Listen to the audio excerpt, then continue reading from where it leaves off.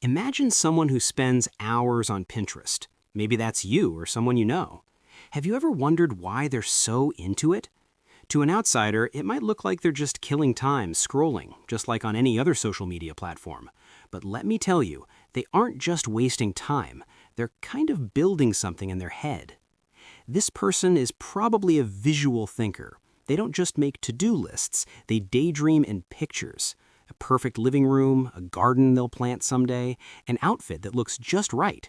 When they get an idea, they don't look it up in an encyclopedia, they go search for a mood. At their heart, they're often a mix of really hopeful and a little anxious. Scrolling through Pinterest feels productive. Every time they pin something, a recipe or tattoo idea, a haircut, it's like they've taken a tiny, satisfying step toward becoming a better, more organized, more stylish version of themselves. It's like planning a future life without having to do the hard work yet. The planning itself is the fun part. Life can feel messy and overwhelming, but on Pinterest, everything has a place. You can have a board for cozy fall evenings and another for minimalist office ideas. It gives this beautiful illusion of control. Their real kitchen might have dishes in the sink, but their dream kitchen board is spotless and perfect.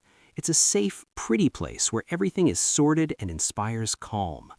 They're often natural organizers and curators in their real lives, too. Maybe they're a teacher collecting project ideas, a new mom planning first birthdays, someone who just loves to craft, or people who like to gather resources and make things happen. They're not usually there for gossip or to show off their own life like on other apps.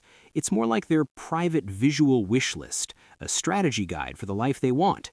They're collecting solutions: how to fix a shelf, what to make for dinner, how to style curly hair.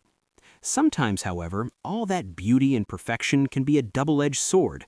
You can end up with 200 ideas for a birthday party and feel exhausted because you can't decide, or because you fear your real-life party will never look that perfect. It leads to inspiration overload, having so many perfect ideas that you feel paralyzed to start any of them. It's a specific kind of burnout, inspired but stuck. There's also a sweet, almost sad layer to it. A lot of it is about nostalgia for moments that haven't even happened yet. A future wedding board, a travel dreams board. They're pre-creating memories, trying to make sure the future feels a certain way. Cozy, adventurous, beautiful. It's like trying to guarantee a good story. So really, the person deep in Pinterest is a hopeful dreamer with a practical side. They believe a better, prettier, more organized life is possible, and they're using the platform as their blueprint.